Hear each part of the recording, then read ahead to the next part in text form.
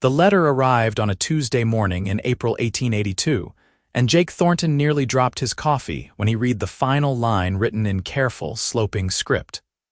"I must warn you, Mr.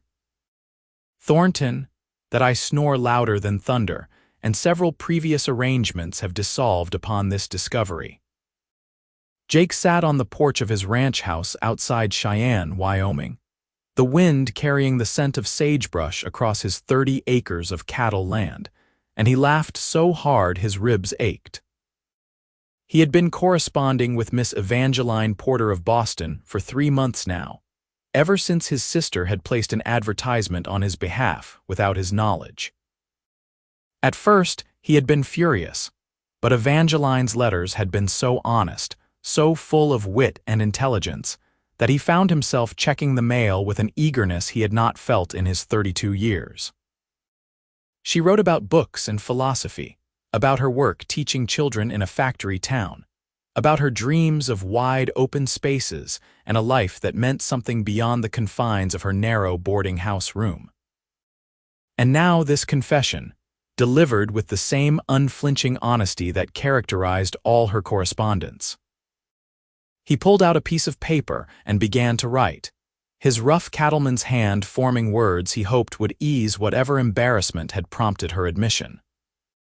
"Dear Miss Porter, I laughed so hard at your last letter that I nearly fell off my porch. I must tell you that I too snore louder than thunder, according to every ranch hand who has ever had the misfortune of sleeping in the bunkhouse when I visit during roundup. My late mother used to say I could wake the dead 3 counties over. If we marry, we shall simply have to snore in harmony and hope the house can withstand it. Please say you will still come. The train arrives May 15th, and I will be waiting. Yours, Jake Thornton." He posted the letter that afternoon, riding into Cheyenne with a lightness in his chest he had not felt since, before the fever took his parents 5 years ago. The town bustled with activity, as spring brought out miners, ranchers, and railroad workers eager to spend their wages. Jake nodded to familiar faces, exchanged brief words about cattle prices and weather predictions, then hurried to the post office before he could second-guess the enthusiasm in his letter. The 2 weeks that followed stretched longer than any roundup. Jake threw himself into work, repairing fences, checking on pregnant cows, and cleaning the ranch house until it gleamed. His foreman, an older man named Dutch Peters who had worked for Jake's father, watched these preparations with barely concealed amusement. "Never seen you polish a doorknob before, boss," Dutch said one afternoon, leaning against the porch railing with his thumbs hooked in his belt. "Just making the place presentable," Jake muttered, attacking a stubborn spot on the window. "Your ma kept this house perfect, and after she passed, it stayed nice enough. This is different." Dutch's weathered face creased into a smile. "This is a man afraid his bride will take one look and run back to Boston." Jake straightened, meeting his foreman's eyes. "What if she does, Dutch? What if she gets here and realizes how hard this life is? How lonely it can be? What if I'm not what she expected?" Dutch was quiet for a moment, his gaze drifting toward the mountains rising purple and distant on the horizon. "Your pa used to say that worry is just a way of living tomorrow's troubles today." She said yes, didn't she? She bought the train ticket, packed her things, and left everything she knows. That takes courage. Have a little faith, son. The 15th of May dawned clear and bright, the kind of spring day that made Wyoming feel like paradise. Jake dressed in his best suit, the one he wore to church on Christmas and Easter, and rode into Cheyenne 3 hours before the train was scheduled to arrive. He paced the platform until the station master, an elderly man named Horace, told him to sit down before he wore a groove in the wood. "First time I have seen you this nervous since you bid on that wild Mustang at auction," Horace observed, "and that horse nearly killed you." "This is more terrifying than any horse," Jake admitted. "What do I say to her? What if we have nothing to talk about? You have been writing to her for months. Seems like you found plenty to talk about." But writing was different, Jake thought. Writing gave him time to consider his words, to present the best version of himself. Face to face, he would just be Jake, a man who smelled of cattle and leather, whose hands were calloused and rough, who could barely quote a line of poetry if his life depended on it. The train whistle sounded in the distance, and Jake's heart launched into his throat. He stood, straightened his collar for the 100th time, and watched as the great locomotive pulled into the station with a hiss of steam and screech of brakes. Passengers began to disembark, miners heading to the camps, businessmen with leather satchels, families with excited children pointing at the mountains. And then he saw her. Evangeline Porter stepped down from the train car with the careful grace of someone entering an entirely new world. She was not what society would call a great beauty. Her face was too angular, her mouth too wide, her frame too tall and sturdy. But Jake thought she was the most magnificent thing he had ever seen. She wore a simple traveling dress of deep blue, her dark hair pinned up beneath a modest hat, and she carried a worn carpet bag that suggested she had packed light, ready for a life that required practicality over luxury. She looked around the platform with an expression of wonder and determination, and when her eyes met his, because somehow they both knew, her face broke into a smile that made his chest feel too small for his heart. "Mr. Thornton," she said, approaching with quick, confident steps. "Miss Porter." He took off his hat, holding it against his chest like a shield. "I am glad you came. I am glad you still wanted me after my confession." Her voice was deeper than he expected, rich and warm. "I have been dreading this moment for 2 weeks, certain you would change your mind." "Never," he said firmly. "I meant what I wrote. We will snore together and be perfectly content." Her laugh was unrestrained and joyful, drawing looks from other passengers, but she did not seem to care. "Then we are going to get along splendidly, Mr. Thornton." "Jake," he said. "Please call me Jake. Only if you call me Evangeline, though I should warn you, most people find it too formal and settle on Eva." "Evangeline is beautiful," he said, then felt heat rise in his cheeks. "I mean, it is a beautiful name." She smiled, and he saw kindness in her gray eyes, a gentle understanding that eased his nervousness. "Shall we collect my trunk? I am eager to see this ranch of yours." Your letters made it sound like heaven. They retrieved her belongings, 2 trunks and a hat box, not the mountain of luggage he had feared, and loaded them into his wagon. As they left Cheyenne behind, following the rutted road toward his property, Evangeline peppered him with questions about everything they passed. She wanted to know the names of plants, the height of mountains, the types of cattle he raised. Her enthusiasm was infectious, and Jake found himself talking more easily than he had in years, his initial nervousness melting away under her genuine interest. "I have been reading everything I could find about Wyoming," she said as they crested a hill that gave a view of his spread. The house his father had built, the barn and outbuildings, the cattle grazing in green pastures. "But books cannot capture this. The space, the sky, it feels like you could breathe for the first time in your life." "That is exactly how I feel," Jake said quietly. "Every time I travel east on business, I cannot wait to get back. This land gets into your blood." She turned to look at him, and something shifted between them, an understanding passing without words. "I think it is already in mine." The house impressed her.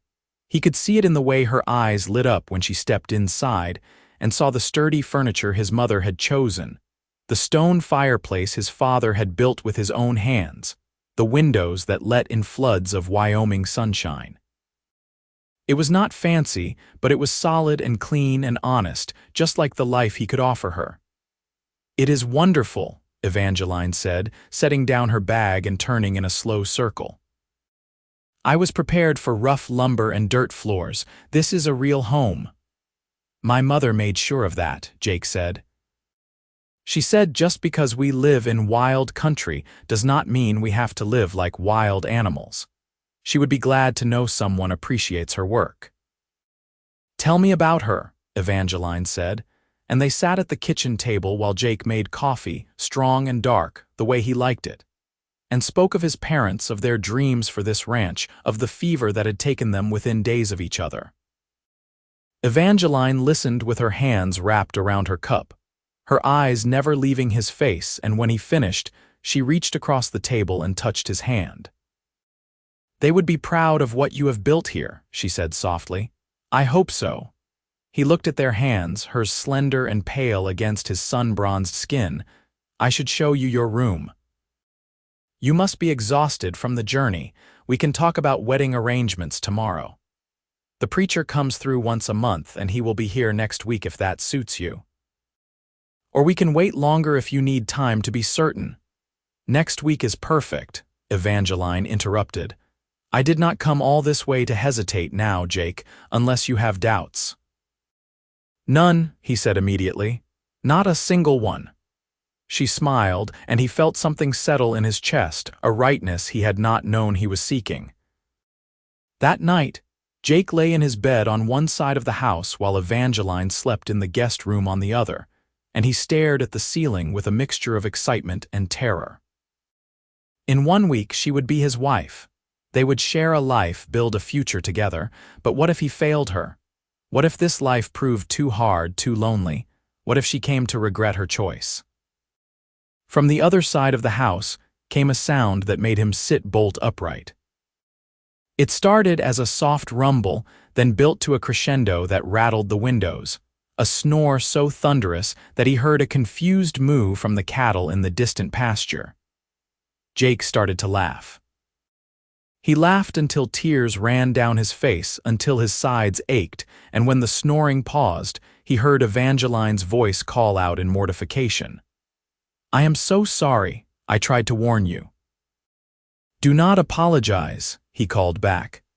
"I told you I snore too. Wait until tomorrow night when I shake the rafters." Another pause, and then her laughter joined his, the two sounds mixing in the darkness, and Jake knew with absolute certainty that he had found something rare and precious. A woman who could be honest about her flaws and laugh at herself, who met life with courage and humor. The week passed in a blur of preparation. Evangeline proved to be exactly the partner he needed. She rose at dawn without complaint, helped him with morning chores, and learned quickly despite never having been near a cow in her life. She cooked simple, hearty meals from his mother's recipes, asked Dutch and the other ranch hands about their lives with genuine interest, and transformed the house with small touches. Wildflowers in a jar, curtains open to let in more light, his mother's good dishes brought out from storage. "No sense saving things for special occasions," she said when Jake protested. "Every day we are alive and healthy is special enough." They talked endlessly, discovering shared views and laughing over differences. She told him about Boston, about teaching children who worked 12-hour days in factories, about her frustration with a society that measured worth by appearance and pedigree rather than character. He told her about Wyoming, about his dreams of building the ranch into something that could support families, about his belief that out here, people could reinvent themselves regardless of where they came from. "That is why I came," Evangeline said one evening as they sat on the porch watching the sunset paint the mountains gold and pink. "In Boston, I would always be the poor relation, the spinster teacher who never quite fit. Here, I can be whoever I choose to be." "And who do you choose to be?" Jake asked.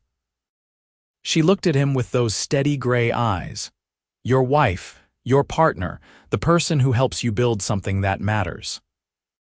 The wedding took place on a Thursday afternoon with Dutch, the ranch hands, and a few neighbors as witnesses.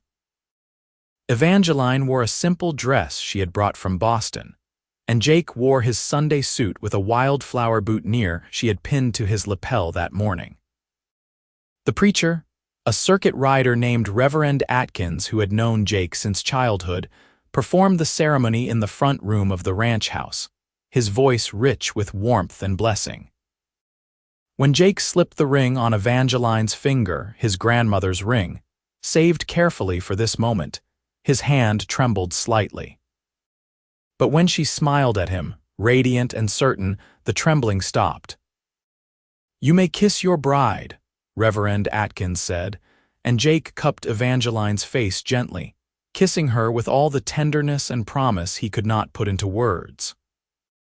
The celebration that followed was simple but joyful. Dutch had shot a deer, and they roasted it over an open fire while someone produced a fiddle and another a harmonica. They danced in the yard as stars emerged overhead, and when Evangeline stumbled over a step, Jake caught her and whispered, "I am not much of a dancer." "Good," she whispered back. "Neither am I. We can be terrible together." As the evening wound down and guests departed, Jake and Evangeline stood together in the doorway of their home, truly their home now, and he felt the weight of the commitment they had made. They were strangers in many ways, learning each other with every conversation, every shared glance. But they were also partners who had chosen this path with open eyes and honest hearts. That night, as they lay together in the darkness of the room that was now theirs to share, Evangeline turned to him with nervousness flickering across her face. "I should tell you I am likely to snore like a freight train tonight. I always do when I am tired." Jake pulled her close, feeling the warmth of her against him, the steady beat of her heart. "And I will snore like rolling thunder. We will make the most magnificent noise this house has ever heard. Your poor ranch hands will never sleep again. They will survive." A comfortable silence settled between them, but Jake could sense Evangeline had more to say. Finally, she spoke, her voice quiet in the darkness. "I have never done this before. Been married, I mean. Been with anyone. I am 27 years old and I feel absurdly inexperienced." "I have never been married either," Jake said gently. "We will figure it out together. There is no rush, Eva. We have all the time in the world." She turned her face into his shoulder, and he felt her relax against him. "Thank you for being patient with me, for being kind. Thank you for coming all this way, for taking a chance on a cowboy you had never met." "Best decision I ever made," she murmured, and then, inevitably, the snoring began. It was indeed louder than thunder, a magnificent, window-rattling sound that would have sent lesser men running for the barn. But Jake only smiled in the darkness, and when his own snores joined hers moments later, equally loud, equally impressive, the symphony of their sleep filled the house like a promise kept. The months that followed were an education for both of them. Evangeline learned the rhythms of ranch life, the early mornings, the constant work, the way weather dictated everything. She learned to ride, taking to it with determination despite several spectacular falls. She learned which cattle were due to calve and helped Jake during difficult births, her steady hands and calm demeanor proving invaluable.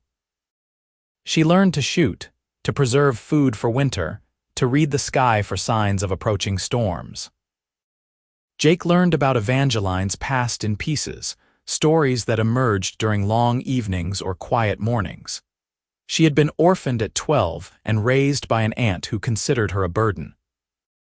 She had educated herself through borrowed books and sheer determination, eventually earning a position teaching children who reminded her of herself, hungry for knowledge, for opportunity, for someone to believe in them.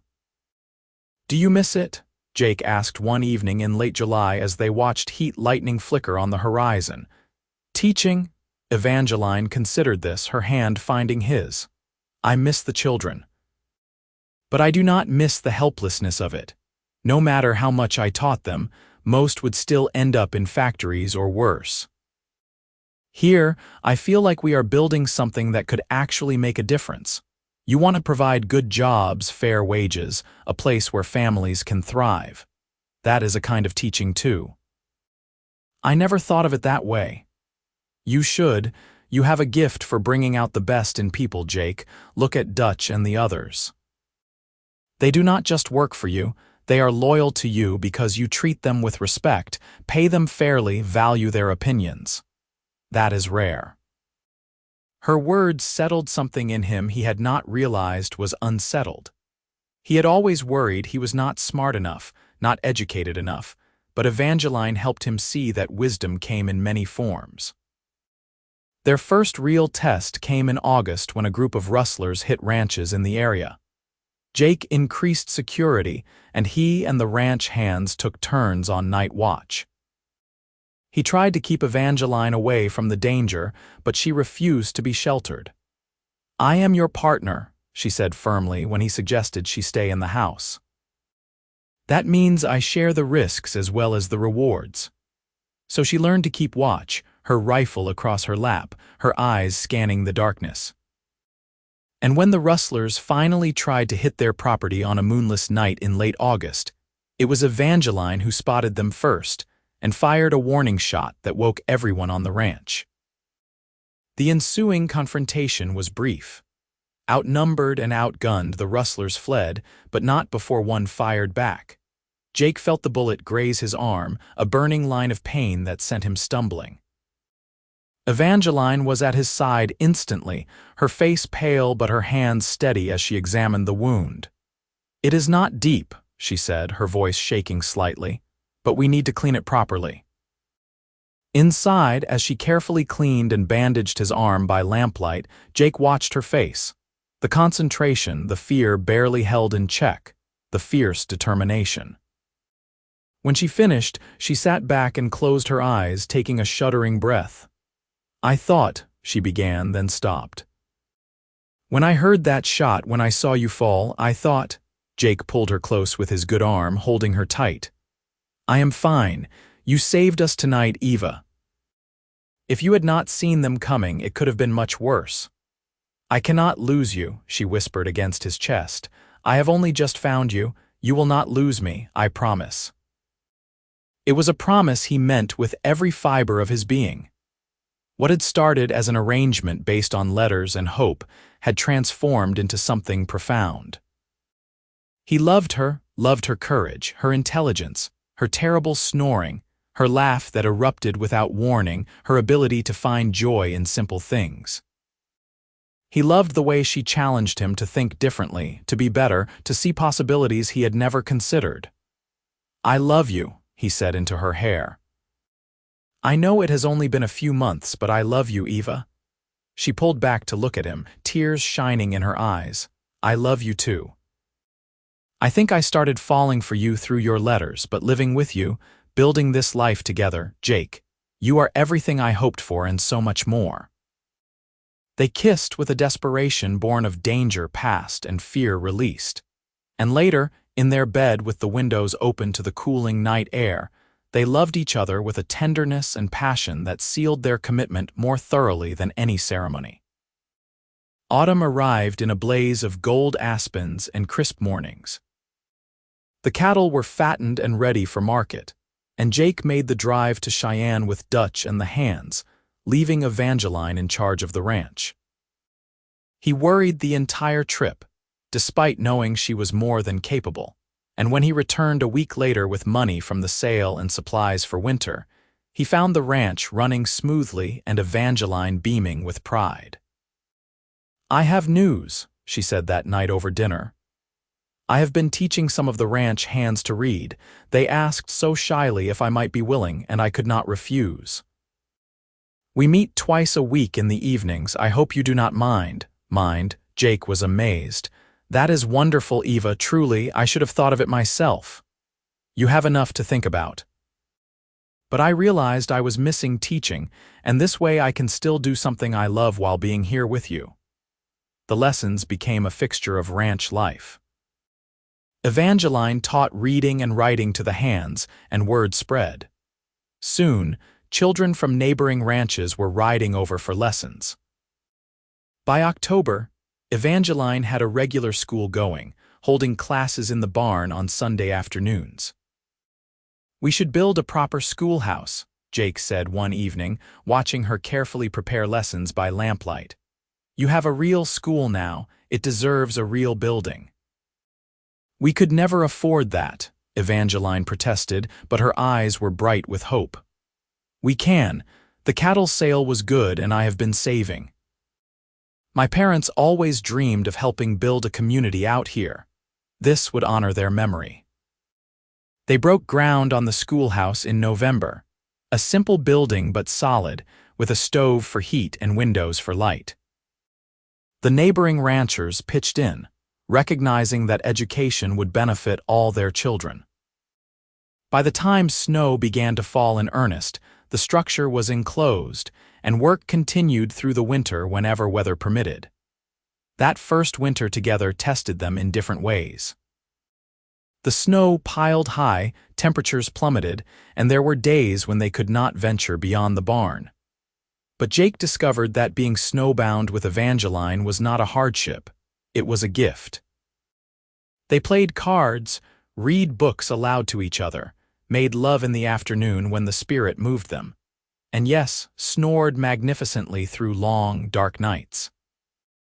"I have been thinking," Evangeline said one evening in February as they sat by the fire, her head on his shoulder, "about what happens next, for us, I mean."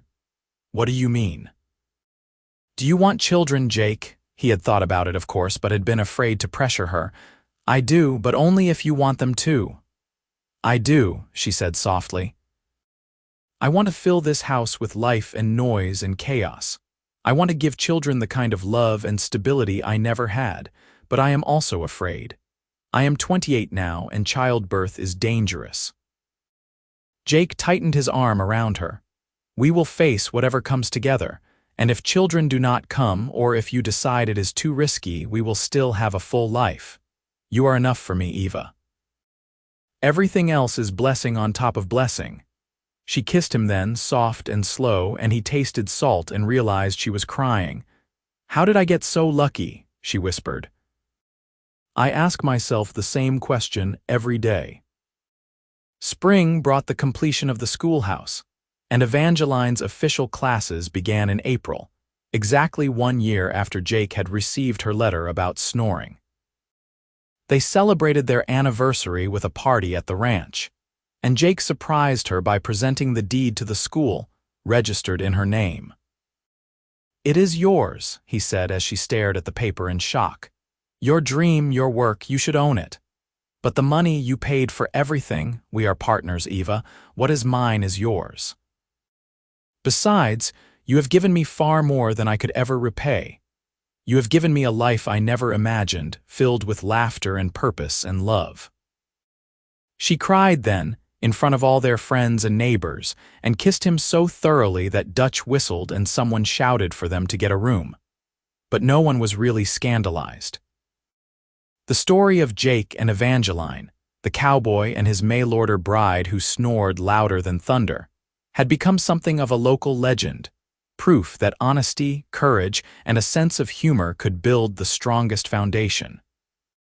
In June, Evangeline realized she was pregnant. She told Jake on a morning when they were checking fences, the wildflowers blooming purple and gold across the meadow. He stared at her for a long moment, then let out a whoop that startled the cattle and swept her into his arms, spinning her around until she shrieked with laughter. "Careful.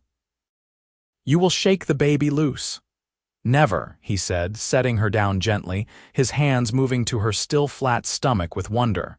"I am going to take such good care of you both," and he did. As summer progressed and Evangeline's belly swelled, Jake fussed over her with a devotion that she found both touching and occasionally exasperating. He would not let her lift anything heavy, insisted she rest in the afternoons, and rode into town weekly for whatever she craved: pickles, fresh bread, once an absurd quantity of peaches because she said they were all she could think about. "I am pregnant, not made of glass," she protested when he tried to forbid her from teaching. "I know, but I cannot help worrying. I could not stand to lose you, Eva." She softened at that, taking his face in her hands. "You will not lose me. Women have been having babies since the beginning of time. I am strong and healthy, and Dr. Morrison says everything looks perfect. Trust me, trust us." He did his best, though the fear never quite left him. When Evangeline went into labor on a cold February morning in 1884, Jake nearly came apart. Dutch had to physically restrain him from pacing a hole in the floor while the midwife and Dr. Morrison attended to Evangeline. "First babies take time," Dutch said firmly. "Go chop some wood or muck out a stall. Make yourself useful instead of crazy." But Jake could not focus on anything except the sounds coming from the bedroom, Evangeline's breathing, the low murmur of the midwife's voice, and occasionally, a moan that made his blood run cold. Hours passed, the longest of his life, and then suddenly, finally, a new sound, a baby's cry, thin and furious and absolutely beautiful. The midwife emerged with a smile. "You have a son, Mr. Thornton. And your wife is asking for you." Jake stumbled into the bedroom, his legs suddenly unsteady. Evangeline lay propped against pillows, her hair damp with sweat, her face exhausted but glowing with joy. In her arms was a tiny bundle, and when Jake approached, she pulled back the blanket to reveal a red, wrinkled face and a shock of dark hair. "Meet your son," Evangeline said softly. "I was thinking we could name him Thomas, after your father." Jake could not speak past the lump in his throat. He sat carefully on the edge of the bed, touching the baby's impossibly small hand with one finger, and felt the infant's grip close around it with surprising strength. "He is perfect," Jake finally managed. "You are perfect. God, Eva, I was so scared." "I know, I could hear you pacing through the wall," she smiled tiredly. "But we did it. We have a son, Jake. We are a family." Thomas Thornton proved to be a healthy, happy baby who fortunately inherited his parents' ability to sleep deeply and snore enthusiastically. "Like father, like son," Dutch observed the first time he heard the baby's impressive snores during a visit. "That poor child never had a chance." The years that followed were full and rich. The ranch prospered as Jake's reputation for fair dealing and quality cattle spread. The school thrived as Evangeline added more classes and convinced the territory to provide funding for books and supplies. Their family grew. A daughter they named Caroline arrived 2 years after Thomas, followed by another son, Henry, 2 years after that. The house rang with noise and laughter, with children's voices and the sounds of ranch life. And every night, after the children were asleep and the work was done, Jake and Evangeline would sit on the porch and marvel at what they had built. "Do you ever regret it?" Jake asked one evening when the children were 7, 5, and 3. "Leaving Boston, taking such a risk on a stranger." Evangeline leaned against him, her hand finding his with the ease of long practice. "Not for a single moment. This life, this family, it is everything I dreamed of and nothing I could have imagined. How could I regret the best decision I ever made?" "I think about that letter sometimes," Jake said. "About you warning me that you snored and how I laughed and wrote back. And told me you snored too." Evangeline smiled. "It was the perfect response. It told me you were someone who could be honest, who had a sense of humor, who would not judge me for being imperfect. You are perfect to me. I am not, and you know it. I am stubborn and opinionated, and I snore so loud that I occasionally wake myself up, but you love me anyway." "I love you because of those things, not in spite of them," Jake corrected. "You are real, Eva. You are brave and honest and true. You are the best partner I could have asked for." She kissed him as the sun set over the mountains, painting the sky in shades of orange and purple. And Jake felt the same contentment he had felt on their wedding day, only deeper now, richer, seasoned by years of shared joy and struggle. The children grew, as children do. Thomas showed an aptitude for ranching, following Jake everywhere with endless questions and a desire to learn. Caroline proved to be bookish like her mother, always reading, always curious, and Evangeline began teaching her advanced subjects in the evenings. Henry was the wild one, fearless and mischievous, keeping them all on their toes. Wyoming achieved statehood in 1890, and the celebration in Cheyenne was grand. Jake and Evangeline brought the children, now 11, 9, and 7, to witness history. As they stood in the crowd listening to speeches about progress and the future, Evangeline squeezed Jake's hand. "We are part of this," she said quietly. "We helped build this. The school, the community, raising these children to be good people, it all matters." "It does," Jake agreed. "My parents would be proud. I hope they know what we have created here." "They know," Evangeline said with certainty. "Somehow they know." As the years continued, Jake and Evangeline settled into the comfortable rhythm of a long marriage. They still snored thunderously, often waking each other and laughing about it in the darkness. They still worked side by side, partners in every sense. They weathered droughts and hard winters, market crashes and the occasional difficulty, but they faced everything together. The children began to leave. Thomas to start his own ranch nearby, Caroline to attend college back east, Henry to try his hand at various adventures before eventually returning to help run the family spread. The house grew quieter, but not empty. Grandchildren began to arrive, filling the space with new energy. On their 20th anniversary in 1884, Jake and Evangeline renewed their vows in the schoolhouse she had built, surrounded by children they had taught, neighbors they had helped, and a community they had shaped through decades of dedication. Reverend Atkins, now elderly but still traveling his circuit, performed the ceremony with tears in his eyes. "I have married many couples," he said in his remarks, "but I have never seen two people more perfectly suited, more completely devoted than Jake and Evangeline Thornton. They have shown us all what marriage should be, a partnership of equals built on honesty, strengthened by love, and sustained by laughter." That night, lying in their bed in the house they had shared for 20 years, Evangeline turned to Jake with a smile. "I have a confession to make." "Oh." He pulled her closer, his hand tracing familiar patterns on her back. "That letter, the one where I told you I snored, I almost did not send it. I thought it would scare you away, that no man would want a wife who snored like thunder. But I was so tired of pretending to be something I was not, of hiding my flaws and hoping no one would notice. So I decided to be honest and hope for the best." "I am glad you did," Jake said seriously. "That letter told me who you really were, someone brave enough to risk rejection rather than build a marriage on lies. It made me love you before I ever met you. And your response, telling me you snored too, I think that is when I knew it would work.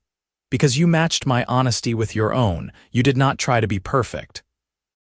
You just promised we would be imperfect together."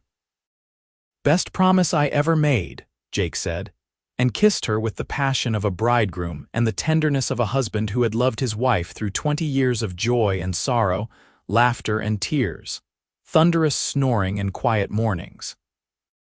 They made love that night with the windows open to the summer breeze, the sounds of the ranch familiar and comforting around them, and afterward, as they drifted toward sleep, their snores began almost simultaneously. A duet they had perfected over 2 decades, a symphony that echoed through the house and across the land they had built together. The years continued to unfold with grace. Jake's hair went silver, and Evangeline's dark locks acquired threads of white that she refused to dye. They moved a bit slower, worked a bit less, but the love between them never diminished. If anything, it deepened, growing richer with each shared experience, each memory added to their collection. On a spring morning in 1902, Jake woke to find Evangeline already up, standing at the window and looking out at the land they had cultivated for 27 years. He joined her, wrapping his arms around her from behind, and they stood in comfortable silence. "What are you thinking about?" he finally asked. "Everything," she said softly. "That girl who stepped off the train in Cheyenne, so nervous and hopeful. The man who met her, trying so hard not to show his fear. The life we built from nothing but letters and faith and stubborn determination. How impossibly lucky we have been." "Lucky," Jake agreed, "and blessed, and grateful." She turned in his arms, her gray eyes still as clear and intelligent as they had been when he first saw her. "I would do it all again, you know, every moment, every challenge. I would make the same choice 1,000 times over." "So would I," Jake said, and meant it with every fiber of his being.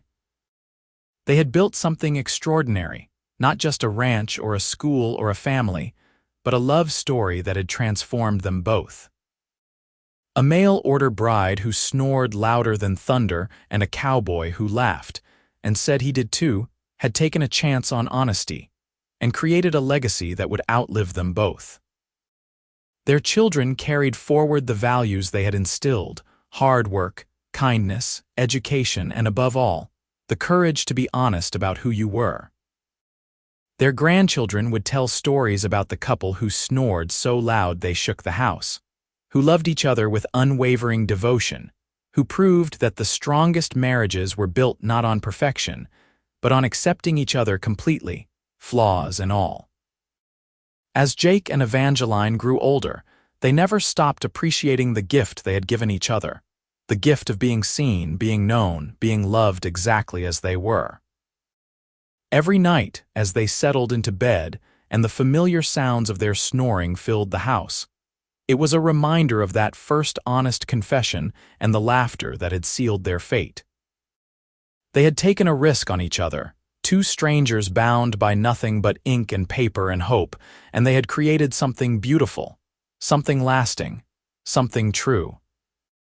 And in the end, as Jake held Evangeline's hand through the twilight of their lives, watching their grandchildren play in the yard where they had built their dreams, he knew with absolute certainty that every moment, every letter written, every fear overcome, every challenge faced together had been worth it. The love they shared, born from honesty and nurtured with laughter, had proven stronger than any obstacle. And their snoring, that thunderous nightly symphony that had once seemed like a flaw to be ashamed of, had become the soundtrack of a life well lived, a reminder that true love does not demand perfection. It celebrates authenticity. In the golden years of their marriage, Jake and Evangeline Thornton remained what they had always been: partners, lovers, best friends, and two people who snored louder than thunder, and would not have changed a single thing about each other or the extraordinary life they had built together in the wild, beautiful heart of Wyoming.